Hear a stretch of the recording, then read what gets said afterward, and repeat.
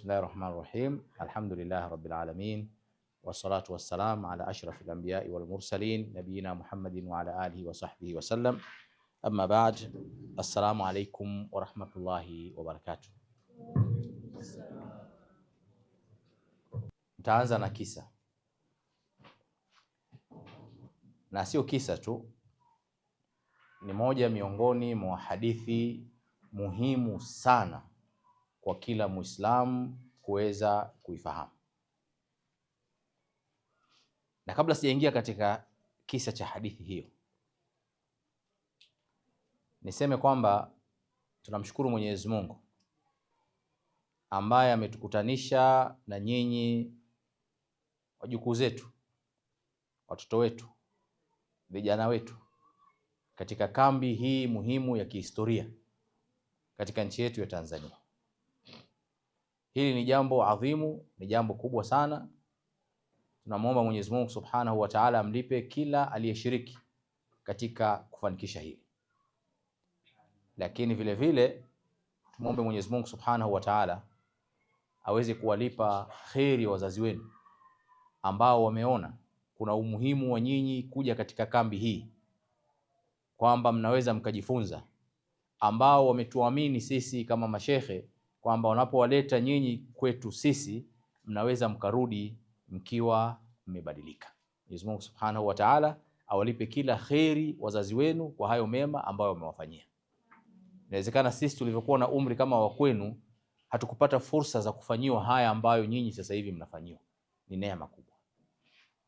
Lakini jambo la pili, naomba kila kijana aliyomo humu ndani aelewe principle moja muhimu sana katika maisha yake.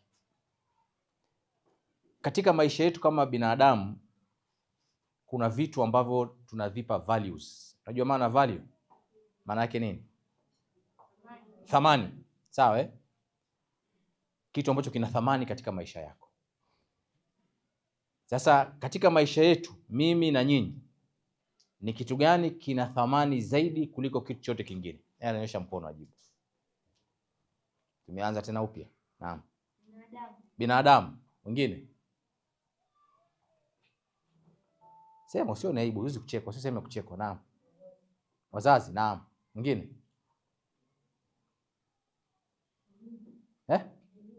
Elimu. Mwingine? Nitoe pochi ndio nahamasisha. Afya. Mwingine? Iseme vizuri. Igeuze kidogo. Uislamu. Mashaallah. Anastahili zawadi, utamwandika jina lake. Utaandikwa jina na kundi lako.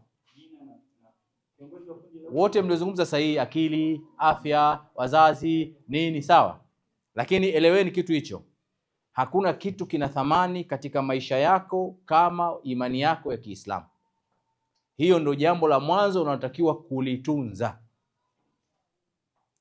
Tuko pamoja? Kwa hiyo principle hiyo ya vitu ambavyo vinastahili kuwa valued katika maisha yako wewe siku zote, weka namba moja ni Uislamu wako. Tuko pamoja vijana? Maana Sheikh anataka kujibu naye. Hii ni smack.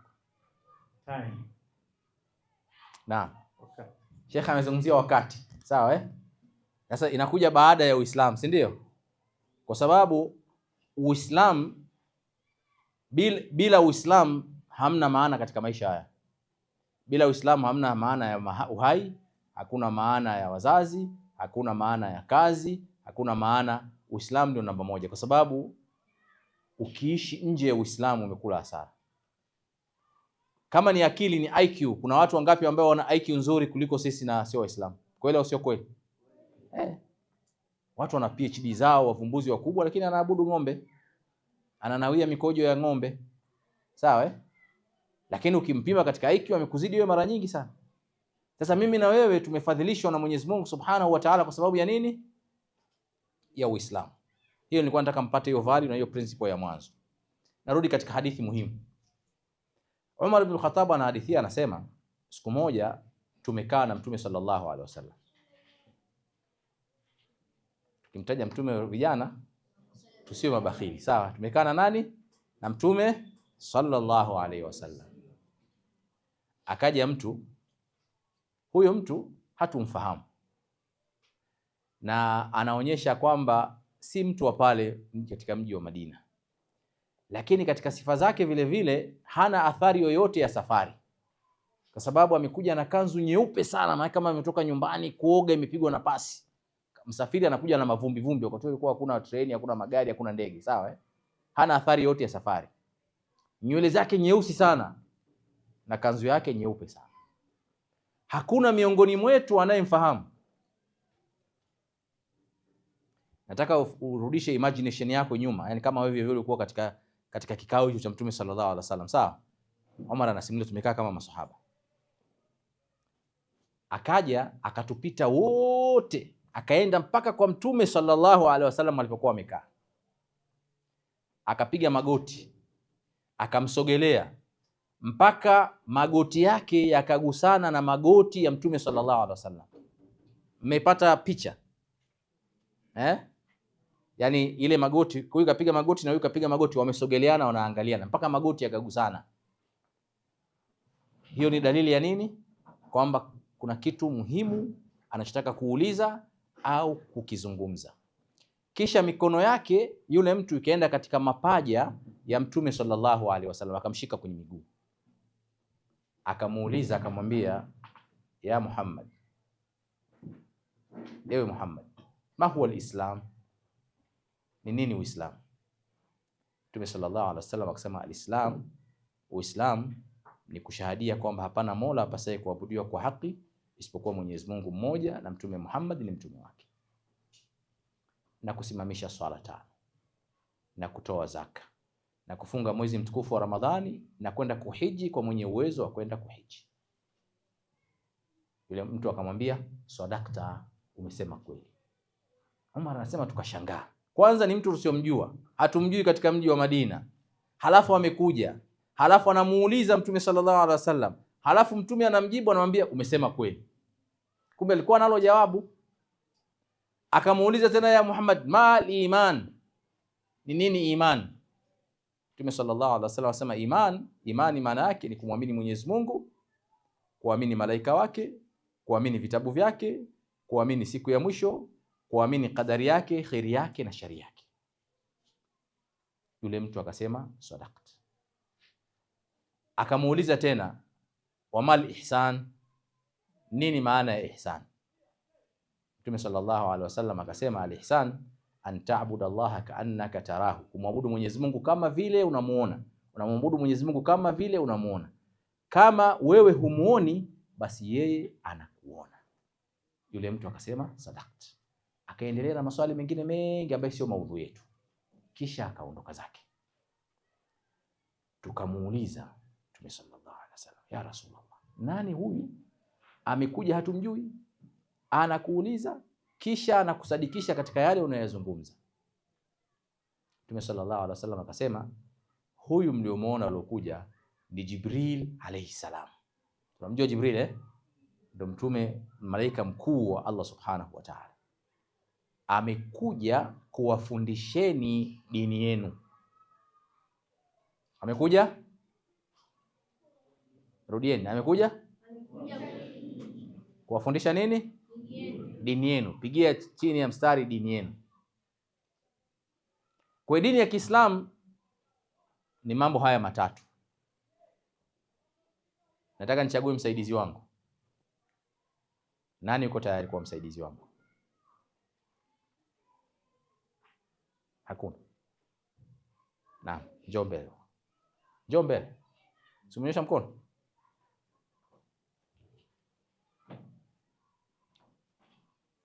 Unaitwa nani Sheikh?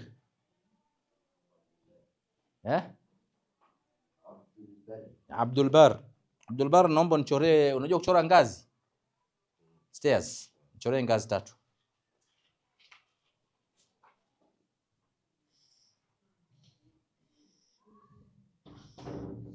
Sawa. Stairs 3, sawa Hizi zinaitwa ngazi. Katika dini tunasema kitu kinaitwa maratibu dini, ngazi za dini. Jibril amekuja kuwafundisha Waislamu dini yenu, kwamba dini yenu ina ngazi 3. Unapopanda ngazi, unakwenda juu, unakwenda chini. unakwenda wapi? Juu. Na juu ndio kwenye malengo, si ndio? Ngazi ya kwanza Jibril amesema, amefundisha nini? Andika hapo Uislamu.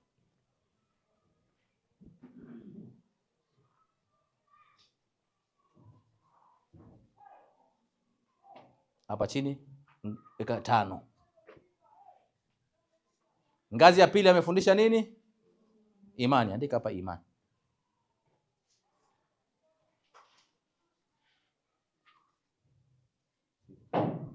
Sita. Mashaallah. Ngazi ya 7 ihsan. Na nguzo ngapi? Andika hapa 1. Huu ndio Uislamu ambao katika mwanzo wa muhadhara wangu nimesema katika vitu ambavyo vina thamani zaidi kuliko vitu vyovyote ni sisi kuwa Waislamu. Uislamu wetu uko hapa. Nguzo 5 za Uislamu, nguzo 6 za imani na nguzo 1 ya ihsan. Na hii nguzo 1 ya ihsan ndio kilele cha Uislamu wa mtu. Kilele cha Uislamu wa mtu. Ukiwa Muislamu ukaishia kwenye nguzo 5. Sawa Uislamu wako una matatizo. Ukaishia katika nguzo 6 za imani, Uislamu wako una matatizo. Ukaishia katika nguzo ya ihsan, Uislamu wako umekamilika. Kwa moja katika malengo ya katika kambi hii ni kututoa sisi tukiwa Waislamu kupitia daraja hizi 3 ambazo tumezungumza hapa. Hii daraja ya ihsan ndio ambayo inawakilisha maadili al-akhlaq, maadili yaliyokuwa mazuri. Unaweza kuwa na swala 5, unaweza kuwa na imani ya kuamini siku ya mwisho, kuamini malaika wa Mwenyezi Mungu, lakini kama maadili yako sio ya Kiislamu, hizi ngazi zote chini hizi zinaporomoka. Tunaona samama ndugu zangu, na Uislamu wako unakuwa na kasoro iliyokuwa kubwa zaidi. Kwa lengo la semina kama hii ni kututoa mimi na nyinyi ndugu zangu vijana wetu, tuanze kupanda hizi ngazi moja moja tufike katika nguzo hii ya ihsan ambayo ni nguzo ya akhlaq au nguzo ya maadili. Tuko pamoja? Na mtu ana swali lote katika haya ndio yazungumza? Katika haya ndio yazungumza kuanzia mwanzo. Kuna mtu ana swali lote sema hajafahamu? Naam.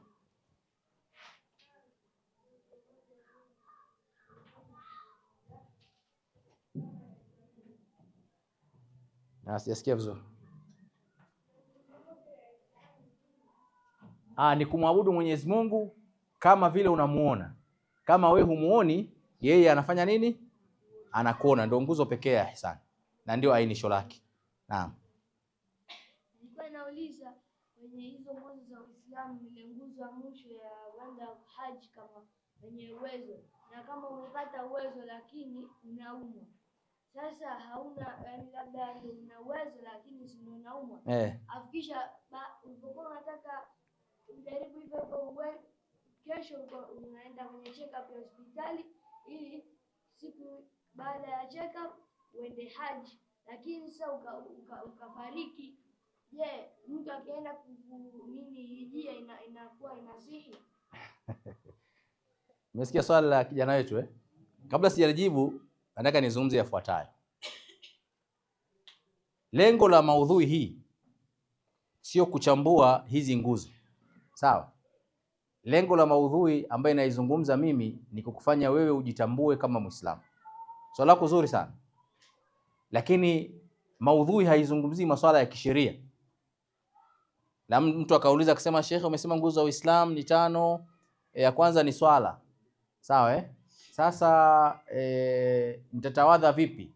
Umeelewa Utakuwa umetoka nje ya maudhui yangu. Maudhui yangu mimi ni kufahamisha vitu vizima vizima. Ala vile vitu ambavyo ni vya details mtafundishwa through programs. Shaka nikuruhusu wewe ukapumzike. Sawa Kule mnaposwali walimu watawafahamisha na masala mengine. Kwa hiyo swali lako tutaliakhirisha mpaka kwenye kikao cha jioni. Tuyajibu katika maswala ya kijumla ili tusitoke katika mada. Tukiingia katika maswala ya kisheria tumetoka. Mimi ninachotaka ukielewe kwa mazungumzo yangu yote niliyozungumza kwamba neema kubwa kuliko yote ambayo sisi tunayo neema gani? Uislamu. Tumekubaliana, si ndio? Principle muhimu katika maisha. Uislamu ni nini? Maisha. Sawa. Uislamu wote ni nini? Ni vitu vingapi? Vitabu vitatu vinaitwa maratibu din, daraja za dini, ngazi za dini. Ngazi ya kwanza ni nini? Ihsan. Tena ngazi ya kwanza, ya pili, ya tatu ihsan. Tukishaelewa hapo, mimi nimeridhika kabisa. Sisi tumeelewana eh? Mimi maudhui yangu leo sana sana nitaizungumzia katika kipengele hichi cha ihsan, ambacho ni kipengele cha maadili, kipengele cha tabia, ambacho ndio kinajenga Uislamu wa mtu. Ndugu zangu vijana, Mtume sallallahu alaihi wasallam anasema, sallallahu alaihi wasallam, innama bu'ithtu liutammima makarima al-akhlaq, mimi sikutumwa kwa kazi nyingine yoyote isipokuwa nimetumwa katika kazi ya kukamilisha maadili yaliyokuwa mazuri. Kana kwamba kazi yake pekee ambayo atakayeifanya Mtume sallallahu alaihi wasallam katika mgongo wa ardhi ni kufundisha maadili peke yake. Kwa hiyo maadili kwa Muislamu ndiyo daraja ya juu kabisa ya ibada. Ibada yenye thamani, yenye uzito mkubwa mbele ya Mwenyezi Mungu ni ibada gani? Swali nimeuliza. Naam? Tauhid. Sawa. Mwingine? Swala 5. Mwingine?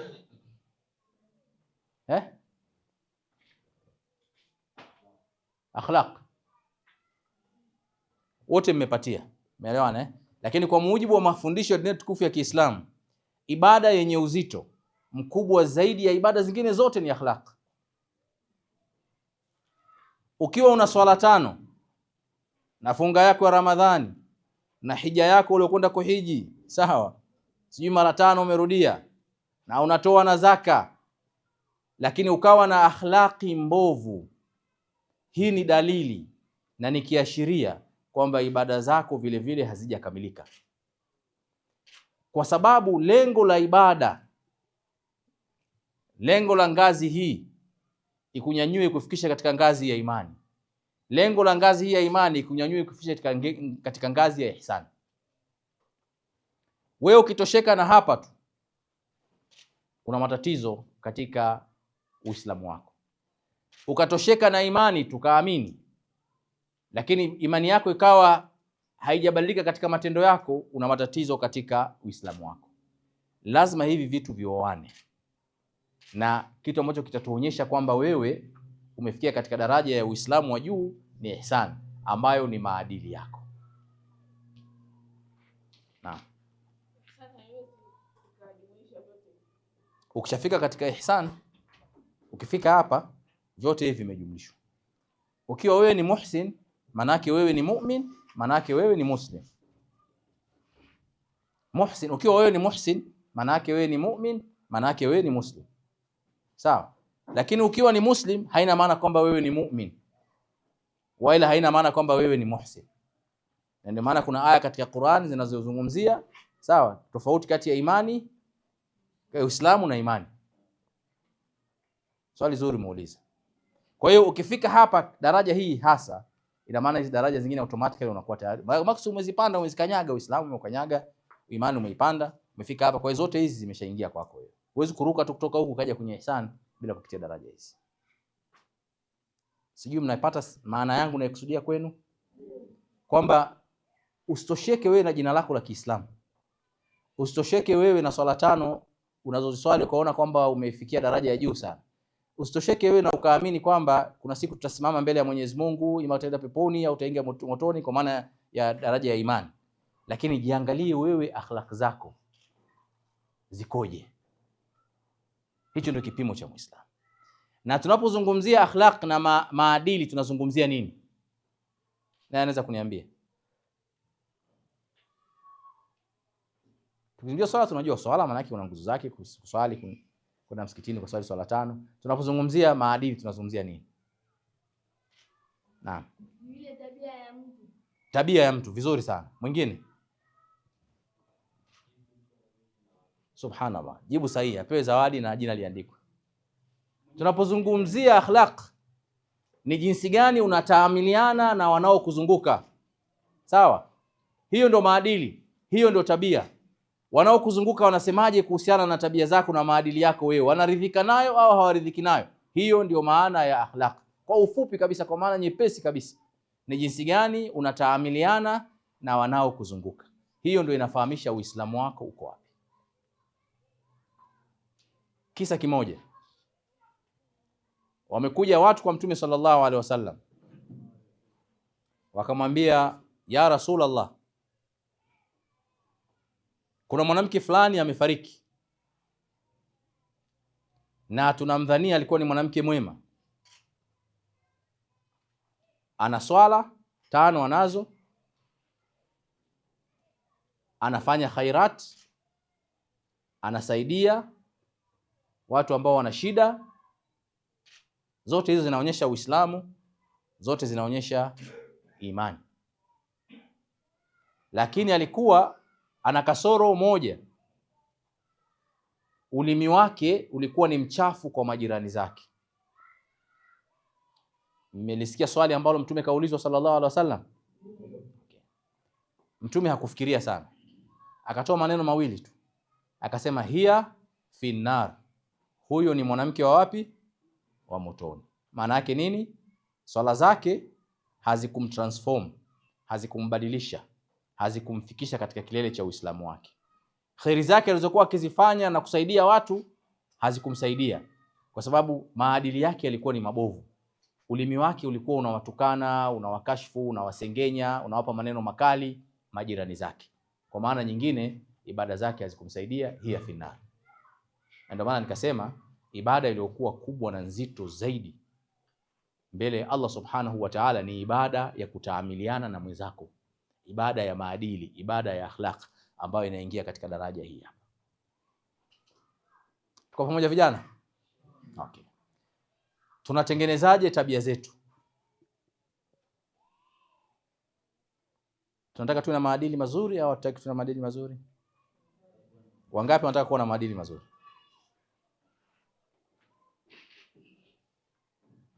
Mashaallah.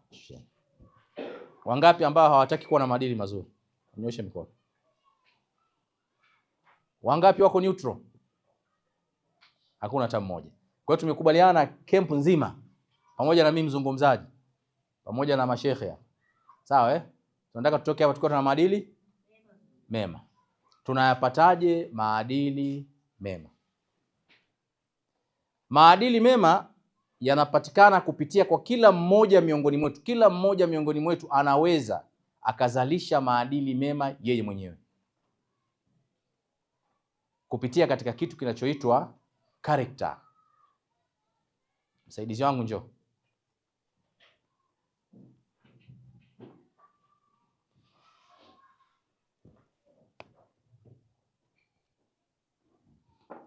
Piga mstari hapa.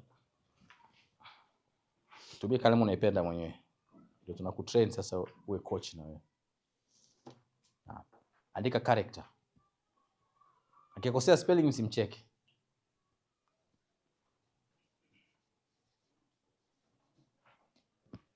Nini maana ya character? Tabia. Mwingine? Sifa. Mashaallah. Kidogo. Chukueni jina la kijana. Sawa Muonekano. Kidogo.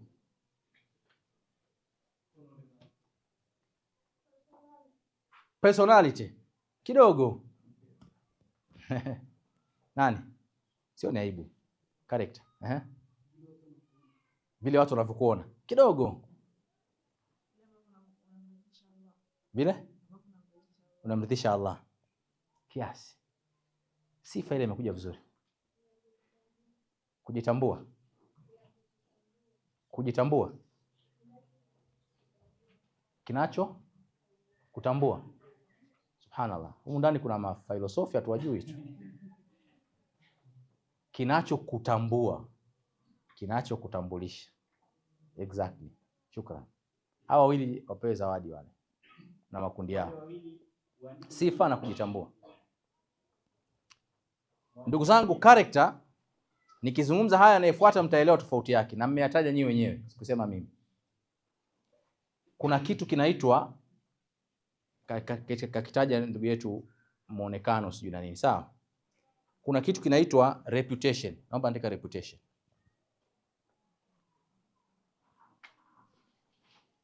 Reputation maana yake nini? Vidole. Reputation. Hadhi.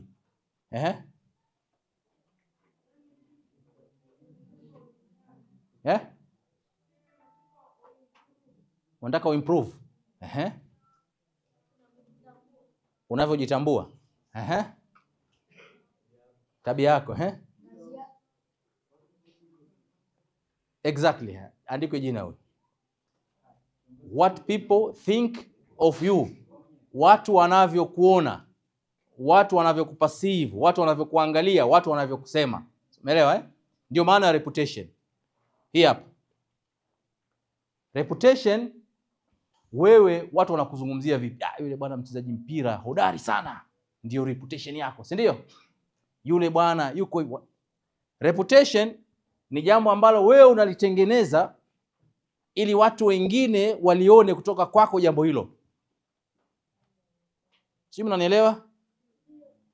Yaani reputation unaitengeneza wewe, unaiinvest katika nani ili watu wakuone unavyotaka wewe wakuone. Unavyotaka wewe wakuone. Lakini sio necessarily kwamba vile ambavyo unataka wewe wakuone ndio wewe ulivyo. Kweli au sio kweli? Unaweza kujifanya wewe mtu mwema sana. Sawa? Unatabasamu kila wakati. Lakini ukweli hauko hivyo kabisa. Unatengeneza kitu kinachoitwa reputation. Na hii wanayo wasanii sana. Watu wanaitwa wasanii hawa, waimbaji, wanasiasa, sawa? Na wanasiasa wanaitumia sana katika maeneo mengi. Anataka atengeneze reputation yake, nyinyi mumuone ni mtu mzuri. Ndio maana anakwenda sehemu kama anatafuta katika wakati wa uchaguzi, anaweza kwenda sehemu akakaa na watu, akanunua muhindi wa kuchoma, sawa? Kaanza naye kula na watu wengine, wanapiga story, wanakuja wapiga picha, wanampiga huku na huku na huku na huku, sawa?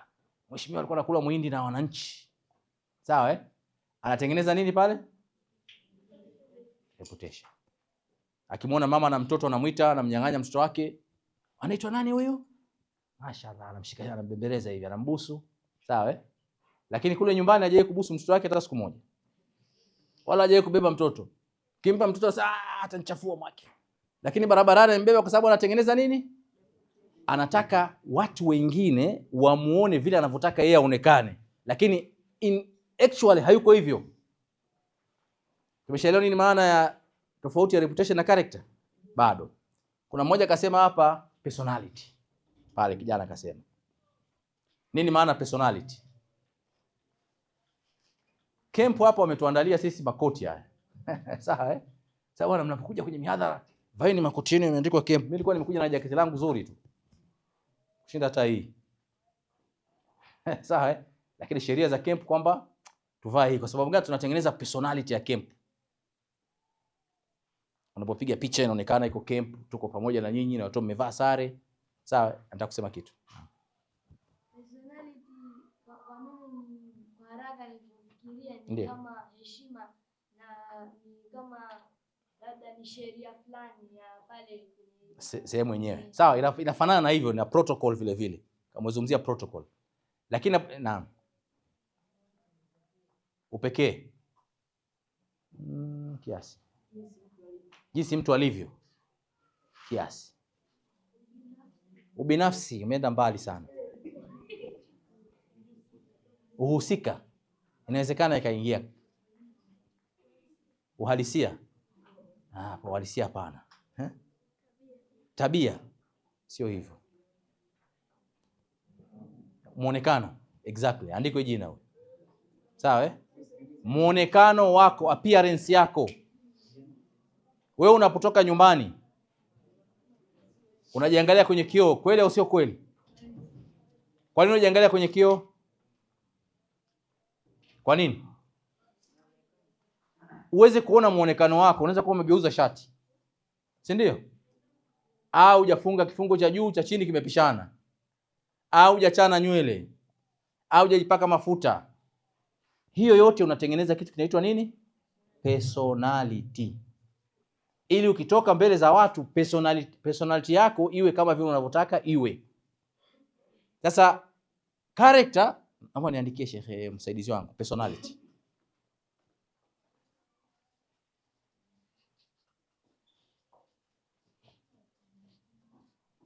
Haya maswali mtakuja kuulizwa na Brother Sufyan. Uyazingatie sana. Tofauti gani kati ya character, reputation na personality? Personality ni wewe muonekano wako jinsi ulivyo. Sawa eh? Unatoka mbele za watu umevaa vizuri, umechana nywele vizuri, lakini tukikuchukua wewe sasa hivi tukaenda kwenye chumba chako unacholala, tutaikuta kule personality ile? Nguo zingine ziko kitandani, sijui zingine ziko wapi, chupa ya mafuta iko uvunguni, viatu ndio umeweka kwenye mto, chumba kiko shagala baghala. Lakini unapotoka nje hutoki shagala baghala kama chumba chako, unatoka kuangalia personality yako ikoje na watu watakuona vipi, si ndio? Kwa hiyo sheria ya nje na kuhukumu katika kujitengeneza wewe jinsi ulivyo. Reputation tumesema ni unavyotaka watu wengine wakuone. Character ni jinsi ulivyo wewe mwenyewe, ukweli wako wewe mwenyewe. Hiyo ndio inaitwa nini? Inaitwa nini? Character. Kwa hiyo mimi mazungumzo yangu yatakuwa katika eneo hili la character. Character unaitengeneza mwenyewe. Character ni wewe mwenyewe jinsi ulivyo. Character hakuna mtu anaweza akakunyang'anya.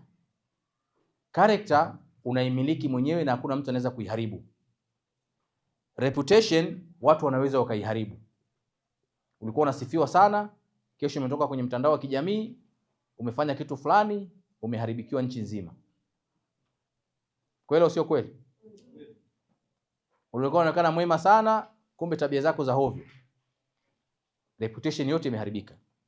Personality hali kadhalika inaweza ikaharibika, lakini character ni kitu unachokimiliki na hakimilikiwi na mtu mwingine. Ni uhalisia na ukweli wako wa jinsi ulivyo. Na hapa ndio liko somo la kujitambua ambalo lilianza kuanzia asubuhi. Sawa? Nataka niwaingize ndani kabisa mjitambue, msighururike na unavyosifiwa na wengine. Jamaa fulani bwana yuko kwenye kundi lenu, mashaallah, jamaa mzuri sana yule bwana. Mcheshi sana, sawa eh? Au mko na fulani, yule mtu wa hovyo sana. Hivi ni vitu vinavyozungumzwa, lakini unawezekana uhalisia huko hivyo. Kwa hiyo usighururike na unavyosifiwa na watu wanavyokusema vizuri au vibaya. Anayejijua ni wewe mwenyewe. Kweli au sio kweli? Okay. Wewe umetoka umekuja camp leo, umevaa koti lako vizuri kabisa, jaketi lako nini. Kwenye matenti hakuna vioo vya kujiangalia, lakini umejiangalia kwenye vioo vya kwenye huku pembeni huku. Iko safi kabisa. Umeelewana eh? Umetengeneza personality yako. Na umewasaidia hata ndugu zako pale chumbani kubeba magodoro, kuweka vitu sawa. Unatengeneza reputation kwamba wewe una msaada mzuri sana kwa watu pembeni. Lakini kumbe hapo umekuja leo umeshamuibia mwenzako saa yake ya mkononi. Mfano tunachukulia, sema kwamba kuna mwizi huko ndani, sawa eh? Umeshamuibia mwenzako saa yake ya mkononi. Au umeshamchonganisha au umeshamsema. Pale unapojiangalia kwenye kioo, personality yako unaona imependeza? Si ndio? Umewasaidia ndugu zako pale, si reputation yako nzuri kule ndani? Lakini ukijiangalia kwenye kioo ikapenyeza moja kwa moja kwenye moyo wako, unaona dosari gani pale? Ya nini? Ya wizi. Sasa yule ndo wewe. Yule unayemwona pale ndio wewe. Yule aliyosifiwa kwa kusaidia wenzake pale sio wewe, ulikuwa unatengeneza tu. Yule alijiangalia kwenye kioo amependeza sio wewe. Wewe ni yule uliojiangalia ukajiona ukaona kwamba huyo aliyosimama hapa ametoka kumuibia mwenzake saa yake ya mkononi sasa hivi na ninayo na haipati na haioni. Sawa Hiyo ndo nini? Karakta yako ni wewe mwenyewe ulivyo. Hii ndio maudhui nataka nizungumzie. Sasa karakta inatengenezwa na vitu vifuatavyo. Tupindue kurasa, nimeshaandika hizi Kuna vitu vinatengeneza karakta. Viko 6. Wataalamu wanasema vinaitwa 6 C's. 6 C's. C maana yake C. C's. Alafu na S kadogo juu. Exact. Mwalimu mzuri sana. Inaitwa nini? 6 C's. Yaani herufi mambo 6 yote yanaanza na herufi C. Haya mambo ndio yanayotengeneza karakta yako. Mimi siwezi kuyamaliza leo yote. Naweza nikazungumza moja au mawili alafu tutaendelea na sessions zingine wakati mwingine kuzungumzia. Ya kwanza inaitwa conscience. Conscience. Kwa wanafunzi wa international kwa Asha. Nini maana ya conscience?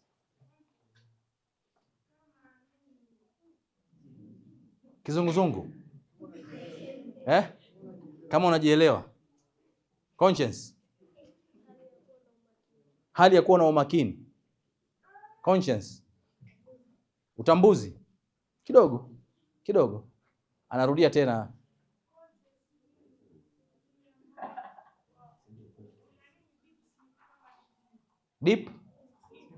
Deep sleep. Fafanua vizuri, unaweza kuwa umepatia mimi sikuelewa. Deep sleep maana yake ile usingizi mzito. Conscience. Naam. Ufahamu. Naam. Uzima.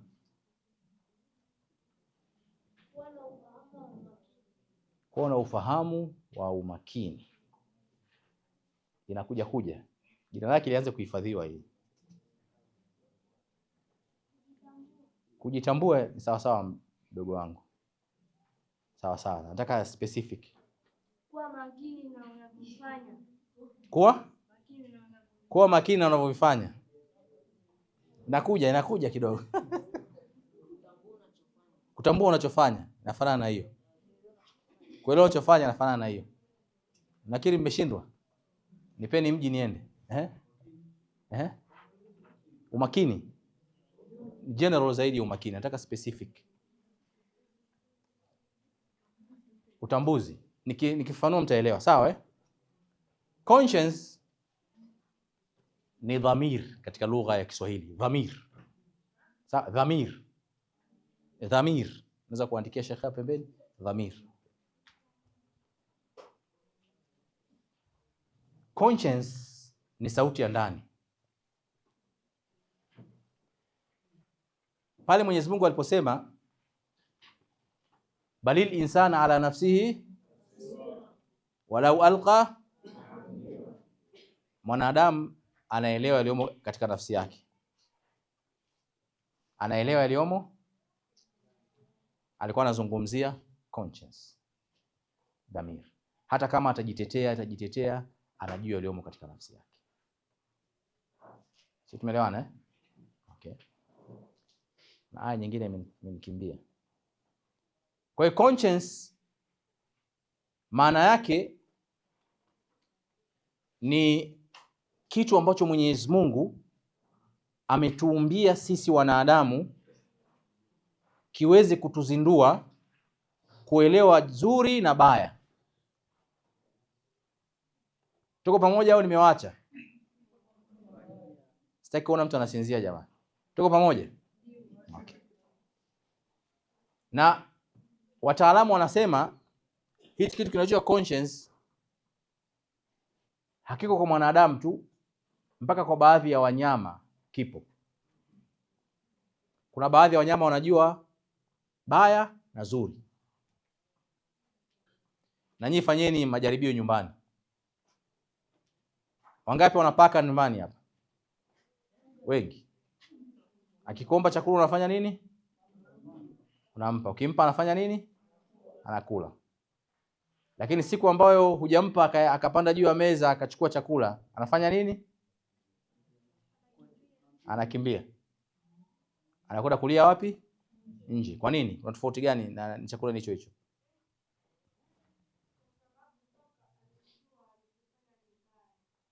Alijua. Sawa. Kwa maana nyingine ya maneno yako, dhamira yake imemwambia hichi ulichofanya ni kibaya, kwa sababu paka hana elimu hiyo. Sawa Hana akili hiyo ya kibinadamu. Lakini conscience yake imejifundisha kwa sababu ilishamtokezea huko nyuma. Alishawahi kupigwa, si ndio? Kwa hiyo akajua ubaya na uzuri. Kwa hiyo conscience yake imemfahamisha kwamba hichi ulichofanya hichi hakiwezi kuridhia ndani ya dhamira yake, katoka nje kulia nje. Lakini ulichompa yale amekula mbele yako. Umeelewana Kwa hiyo maana ya conscience kwa Mwenyezi Mungu ametuumbia sisi wanadamu kitu ambacho wote tunakimiliki, cha kujua baya na kujua zuri, bila kuambiwa, bila kusifiwa, bila yani wewe mwenyewe unafahamu kwamba hichi ni kizuri na hichi ni kibaya. Kwa hiyo katika kutengeneza character zetu, kitu cha mwanzo ambacho tunatakiwa tukilinde sana ni conscience zetu. Ni wangapi humu ndani ambaye akifanya jambo baya anafurahi sana? Ni wangapi? Wanyoshe mkono. Kwani wa kweli yani? Anajiona kama amefanikiwa, ameshinda kweli kweli. Wangapi? Tuelezee. Sasa nikimpiga mtu ndio au nikimdhulumu ndio unajisikia vizuri? Kwa sababu unaona kama kile kitu nilichozamiria kupata nimekipata. Mashaallah. Amekuwa mkweli jamani, sawa? Yeye lengo lake alikuwa apate kitu. Atakipata kile kitu kwa njia yoyote mradi amekipata, kwa kumpiga mtu, kwa kumdhulumu mtu, maadamu kakipata, roho yake inafurahi kwamba nimekipata. Hiyo nadharia inaitwa nadharia ya Machiavelli. Tutakuja kumsoma huko mbeleni. Sawa Nadharia ya Machiavelli inasema means justify the goals justify the means. Naweza kuandika hapo pembeni. The goal justify the means. Yaani wewe ili ufikie lengo lako fanya chochote hapa katikati. Hii ni nadharia ya kimagharibi. Nadharia ya Wamarekani, watu wa Ulaya, watu wasiokuwa na dini, ambao maisha yao wanaishi kwa ajili ya survival. Naam Sheikh. Kina Netanyahu, sawa Sio ya Kiislamu. Muislamu ambaye amejengeka katika ile misingi tulizungumza mitatu hawezi kushindwa na paka ambaye anajua amefanya makosa akalia nje. Anajua kabisa hili nilolifanya mimi ni kosa na dhamira yake lazima imuume. Sasa kinachofanyika katika malezi sasa hivi na mafundisho ambayo nyinyi mnasomeshwa ni mafundisho ya ushindani, competition. Bora miongoni mwenu ni yule ambaye anashinda, hata akishinda kwa njia ya wizi, ya dhulma, hata ya kuibia mitihani. Maadamu kapata A atasifika nchi nzima. Kwa hiyo wewe unajifundisha kwamba mwenzangu amefurahi leo, ametangazwa kwa sababu aliibia mtihani, na wewe unaona kwamba ufuate njia hiyo hiyo. Huo sio Uislamu. Conscience yako haijakusuta. Uislamu ili uweze kufikia katika daraja ya ihsan ni lazima dhamira yako iwe hai. Conscience yako tunaizungumzia hii iwe hai. Usijali unavyosifiwa, usijali personality yako, ukweli wako wewe mwenyewe ukoje na ile dhamira yako inakwambia nini. Tuko pamoja? Mudakhala kidogo Sheikh. Naam. Alghaya la tubarrir alwasila, yani lengo halihalalishi njia utakayopitia. Machiavelli ni mwanafalsafa mkubwa ndio kumsoma baadaye, na ndio falsafa za nchi za Ulaya zote, Marekani zinatumia hiyo. kwamba ili ufikie lengo lako usijali unapita njia gani. Ndio vijana wengi wako hivyo sasa hivi. Vijana wengi wanatamani kuwa na gari nzuri. Wangapi wanatamani kuwa na gari nzuri? Mikono juu. Wangapi wanatamani kuwa na wake wazuri? Mikono juu.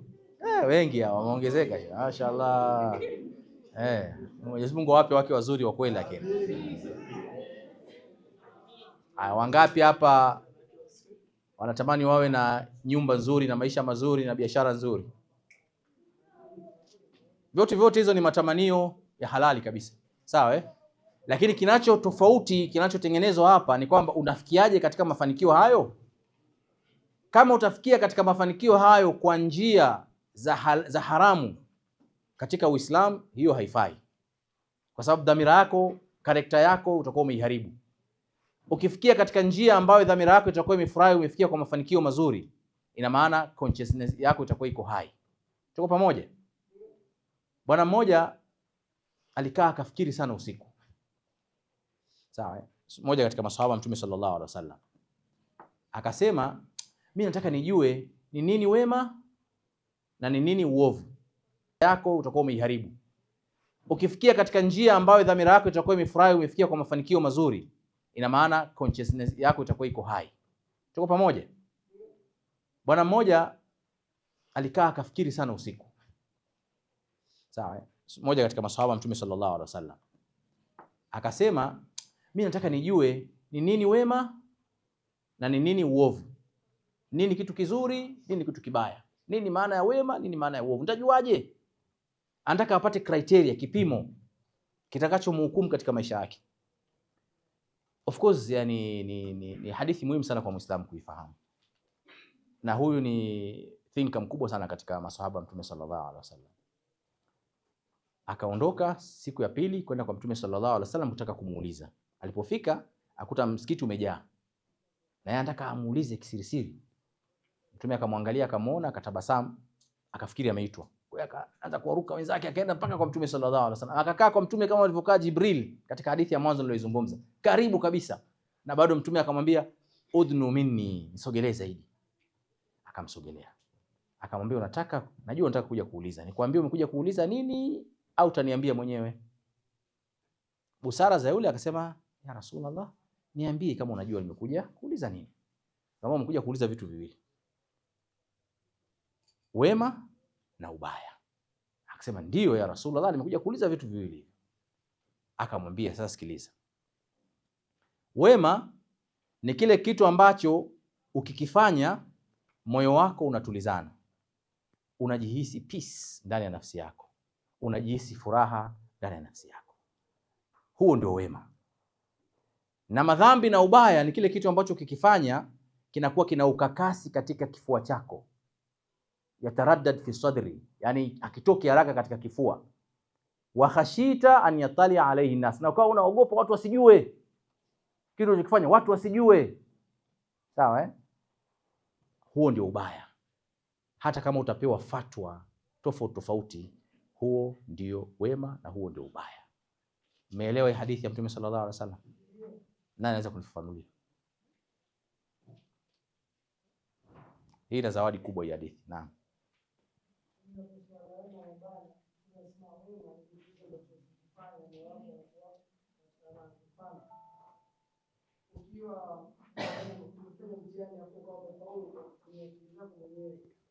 Baki.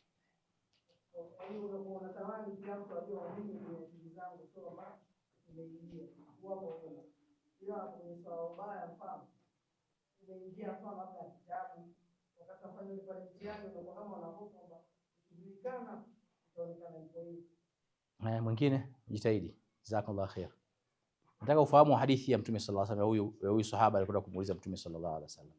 Ufahamu kwa mukhtasar. Umeelewa nini? Naam. Nimeelewa kwamba Mtume Muhammad sallallahu alaihi wasallam anasema kwamba wema ni kitu ambacho ukifanya katika moyoni unajihisi amani, kwamba hata Mungu pia amekipenda hicho kitu ulichokifanya. Ndio. Na kama vile ukifanya wema, labda kutoa sadaka kwa watu, utajihisi kama mimi nimetoa kwa ajili ya Allah, na kufanya wema ni kufanya wema kwa ajili ya Allah, na kufanya kwa ajili ya kuonekana pia itakuwa kama ni ubaya fulani tu unachokifanya. Na ubaya, nimeelewa kwamba ubaya ni kitu ambacho ukikifanya utakereka moyoni, labda kama umemdhulumu mtu na kile kitu, ile faida uliyokuwa unataka upate hujapata. Naam. Naje ungeipata ile faida, ungeipata ile faida ungeridhika vile vile.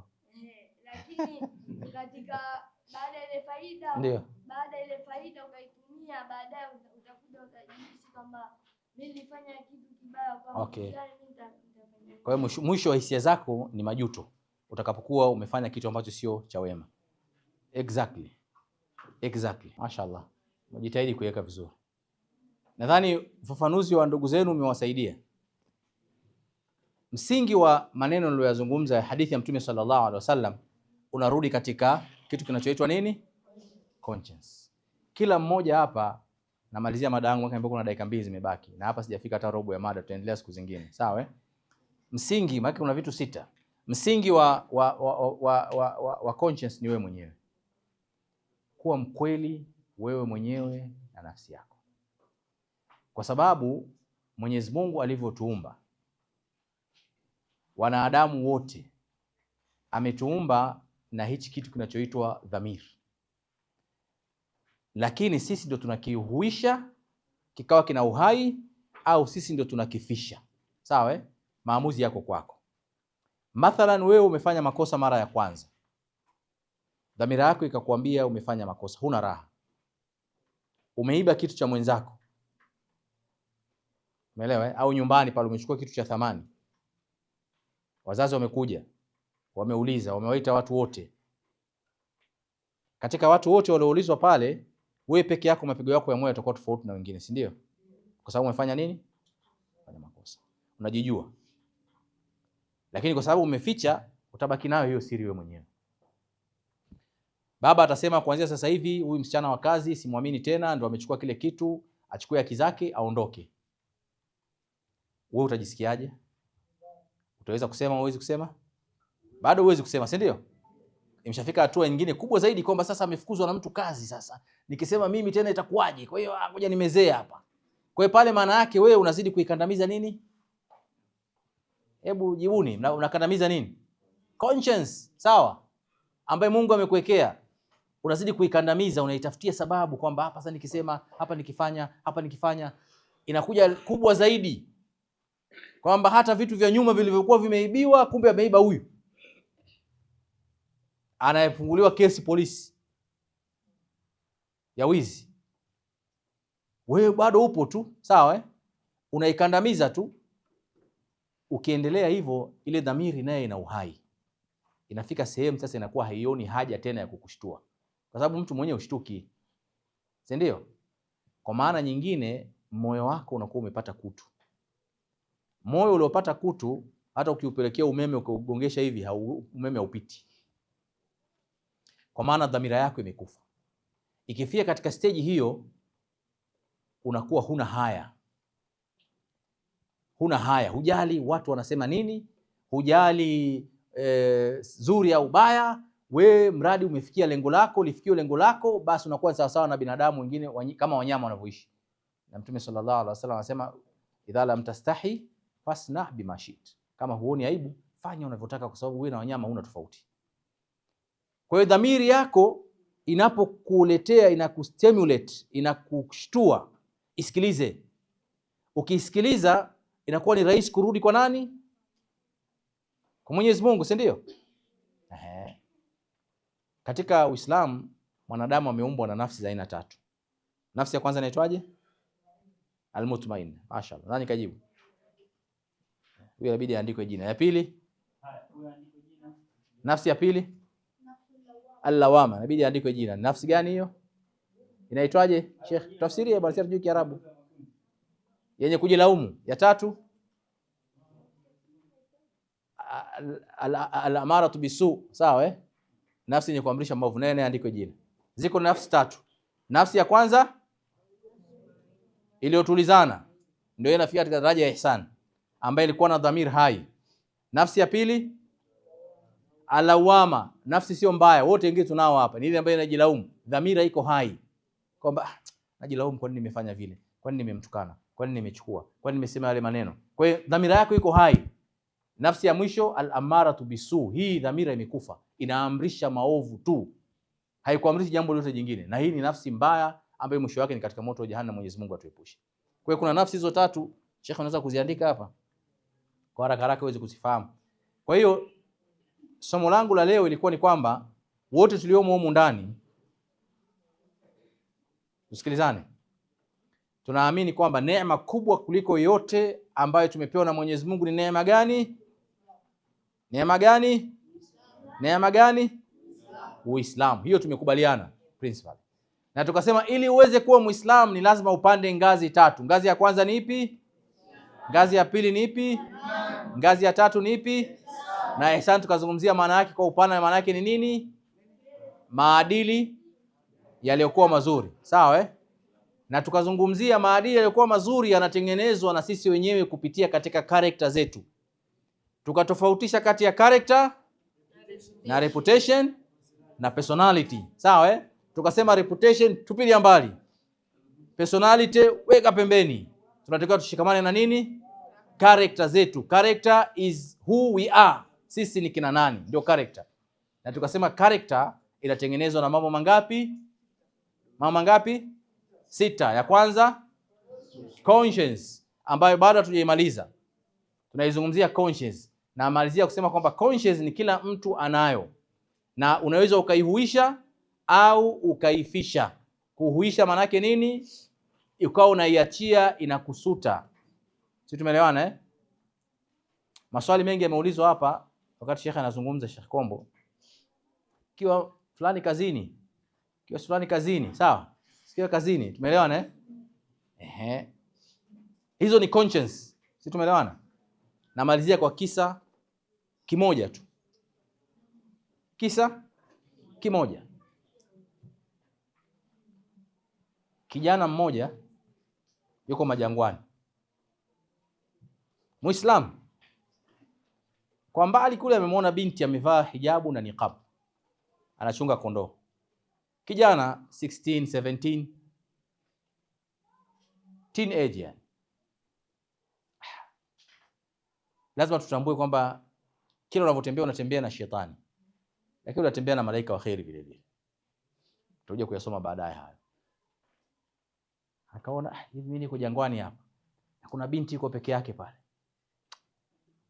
na ana matamanio yake, akamwendea. Of course haikuzungumziwa hivyo, hivyo ni vitu vya kutoa maelezo tu. Unaitwa nani? Unafanya nini? Mbona unachunga peke yako hapa? Ndio stories za vijana zinakuwa hivyo. Kwani huogopi jangwani peke yako? Sio hivi na hivi. Binti anaogopa ogopa na mjibu. Akaanza kumshika. Usinishike, usiniguse. Naona eh? Anamzungukia huku, mara kamkumbatia, mara kambusu huku, mara kakimbilia huku. Umeelewa eh? Anataka kufanya naye matendo ya chafu. Kwa hiyo amekwenda huku akimlaghai, huku akimtishia, huku akimlaghai, huku akimtishia mpaka anataka kufanya zina. Lakini ghafla kama kijana wa Kiislamu dhamira yake ikanyanyuka kwamba unafanya nini? Kwani unafanya hichi kitu? Muogopi Mwenyezi Mungu wewe? Dhamira yake, conscience. Ingekuwa ni mtu anataka kufikia malengo yake kwa njia yote, angefanya anataka kukifanya, si ndio? Angempiga chini, angemwangusha, angemvua nguo, angembaka. Mwisho angesherehekea nimepata. Sawa eh? Hiyo nadharia ya kimagharibi. Lakini Muislamu akasema hapana. Nimefanya nini mimi? Akamwacha. Lakini haikutosheka kumwacha tu. Akasema mimi nitafanya nini? Hapa lazima Mwenyezi Mungu ameniona. Na lazima Mwenyezi Mungu atampelekea Jibril amwambie Mtume sallallahu alaihi wasallam kwamba kuna fulani nataka kubaka msichana jangwani. Nifanye nini sasa? Dhamira inamuuma. Fikiria akaenda mpaka katika msikiti wa Mtume sallallahu alaihi wasallam, kuta msikiti na maswahaba wamekaa. Kitu gani kilichokuangamiza?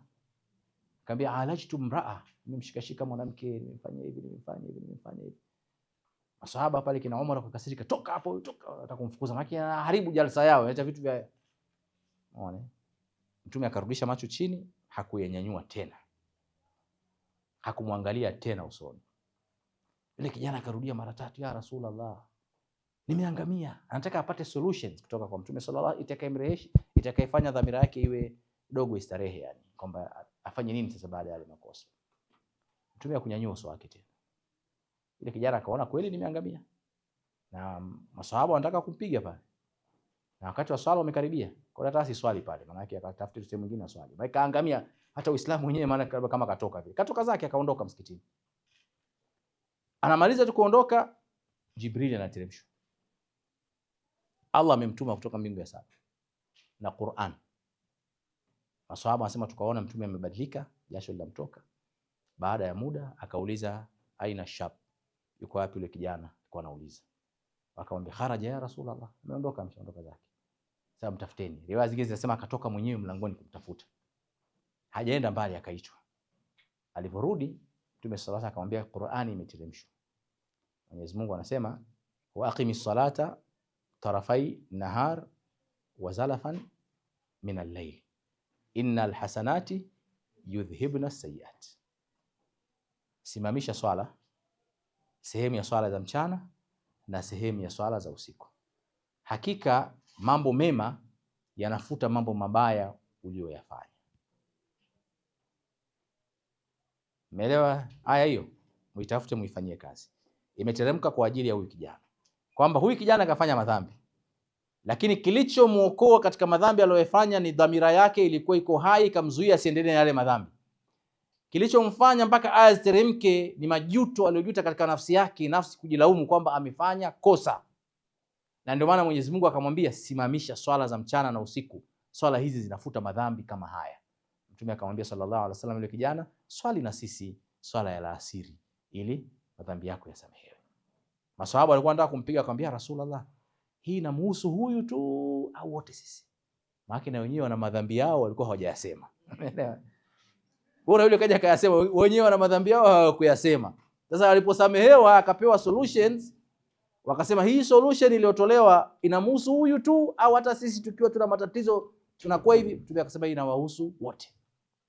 Sasa walifurahi sana siku ile. Kwa sababu gani? Wamepata solutions ya kusamehewa madhambi yao ambayo yalikuwa yakiwaumiza kila siku na wanaogopa kuyasema.